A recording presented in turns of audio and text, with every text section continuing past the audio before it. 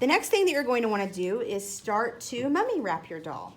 To start with, you're going to need a square of fabric, whatever the skin tone fabric is that you're going to use, and this is going to go over the head. Have you ever made one of those suckers that you cover in a tissue and make it into a ghost? Well, that's kind of what you're going to be doing with your doll. You'll also need a strip of fabric to fasten the head piece on.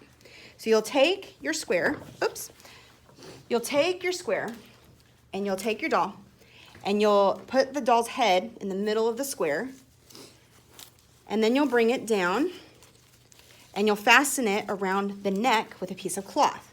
Now you're going to mummy wrap your doll, so you're going to want to leave as long of a piece of cloth as you can to get the mummy wrap started. So you don't want to tie it halfway down, is what I'm getting at. So you take the cloth and you tie it on with your strip, and it'll look kind of like a ghost, kind of like it's in a ghost costume.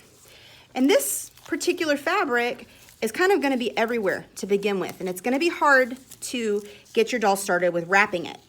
So as you look at it, kind of try to figure out how it's going to help, how are you going to use this fabric to help shape the form of your doll. And you're going to take this thin strip of muslin and you're going to crisscross wrap it over and under the arms to start the shape. So I brought it behind the doll, and now I'm going up under its arm, and I'm going across the torso up to the top shoulder of this arm. And then I bring it underneath that arm that I just went over the shoulder, and I tighten it. The important thing about wrapping this doll is that all the wrapping needs to be quite tight, okay? So I brought it over this other shoulder now. Now I'm gonna take it back down, and I'm going to wrap it again in that same manner.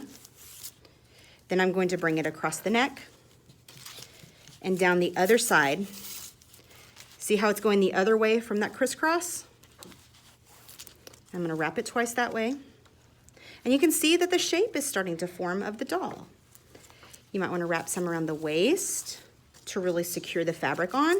But see how tight I'm wrapping it? It's tight. I'm not doing it all loose, because if I do it loose, it's going to come unraveled and it's going to look sloppy. And this doll represents you. You don't want it to look sloppy. Then, once I have the body sort of started, I can start wrapping my fabric down the arms. And I'll wrap it mummy style until I run out of fabric. We're not going to sew these dolls. So when you run out of fabric, all you do is you grab another strip of fabric, you put it right on top of the end of that fabric, you wrap it a few times to get it secured, and then you keep going. But the important thing is that every time I wrap it, I'm doing it as tight as I can. Almost seems like I would be cutting off the circulation on my doll. And I wrap it as tight as I can.